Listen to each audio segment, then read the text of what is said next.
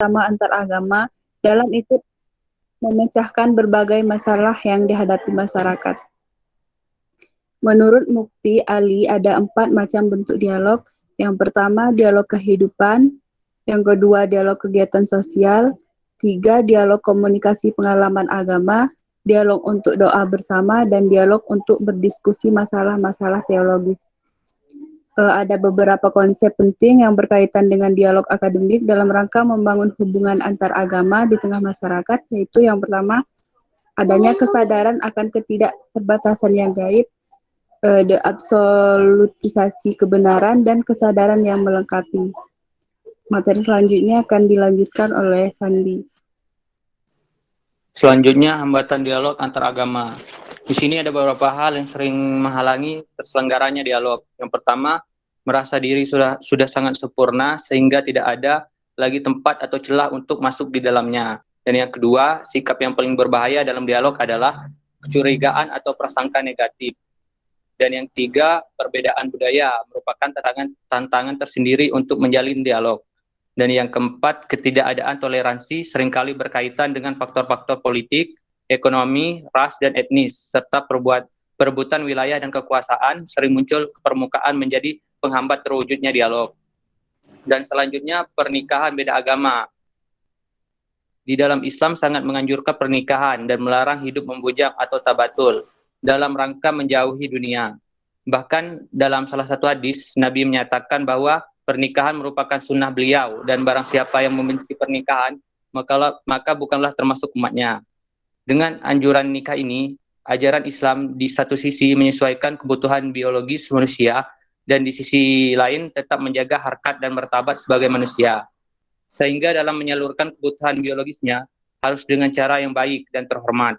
Atas dasar itu, maka Nabi menyarankan untuk mencari pasangan yang memiliki rasa kasih sayang atau al-wadud sebagai dasar untuk membentuk keluarga sakinah sekaligus dapat memberikan keturunan atau al-walud sehingga dapat melakukan regenerasi.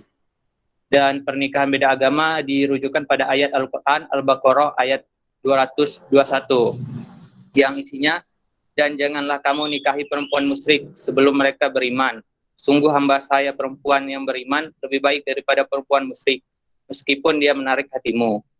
Dan janganlah kamu menikahi orang atau laki-laki musyrik dengan perempuan yang beriman sebelum mereka beriman.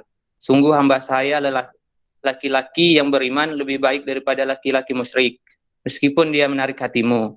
Mereka mengajak ke neraka, sedangkan Allah mengajak ke surga, dan apapun dengan izinnya. Allah menerangkan ayat-ayatnya kepada manusia agar dapat mengambil pelajaran. Dan perkawinan beda agama dalam konteks masyarakat Indonesia merupakan suatu isu yang pelik serta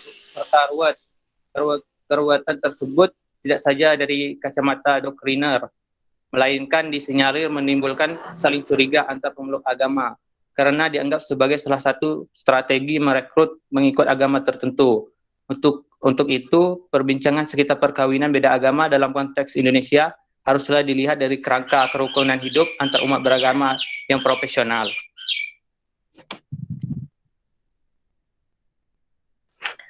Baiklah, untuk selanjutnya yaitu kerukunan hidup antar umat beragama di Indonesia mensyaratkan beberapa aspek penting. Yang pertama, ada keterbukaan antar elit maupun level bawah yang berjalan dengan baik.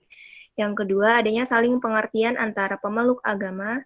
Dan yang ketiga, pengertian hubungan beragama mengandalkan pengakuan akan kemajemukan atau pluralitas agama. Lalu yang keempat, ada tumbuh suburnya ikatan-ikatan kultural tradisional di masyarakat. Lalu ada peran negara dalam kerukunan hidup umat beragama. Kewajiban negara itu dalam negara berdasarkan Pancasila, ketuhanan yang Maha Esa, adalah hukum dasar yang selalu dijunjung tinggi kemerdekaan beragama. Dalam kaitannya dengan kemerdekaan beragama, dikembangkan asas yaitu kemerdekaan memeluk agama, kemerdekaan beribadah menurut agamanya, serta kemerdekaan berhukum sesuai dengan hukum agamanya. Penyediaan tempat ibadah yang selayaknya oleh negara menyediakan tanahnya, lalu sedang umat beragama yang membangunnya dengan catatan jangan sampai terjadi titik singgung hubungan antar agama. Sebab pembangunan tempat ibadah mempunyai aspek penyiaran dan syiar agama. Dan juga negara berkewajiban dan berwenang mengatur masalah kehidupan beragama dan memberikan pelayanan kenegaraan kepada seluruh warga negara yang berkeyakinan agama apapun. Ada 5 tingkatan dialog yang perlu diintensifkan untuk menjaga kerukunan antar umat beragama, yaitu ada dialog parlementer, dialog teologi, dialog kerohanian, dialog dalam masyarakat, dan dialog kelembagaan.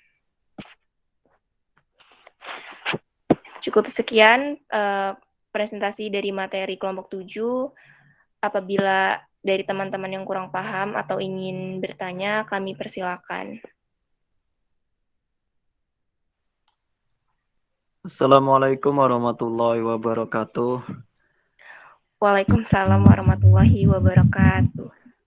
Nama saya Rizky Angga Saputra, izin bertanya. Di dalam PPT disebutkan bahwa ada 5 tingkatan dialog yang perlu diintensifkan untuk menjaga kerukunan antar umat beragama.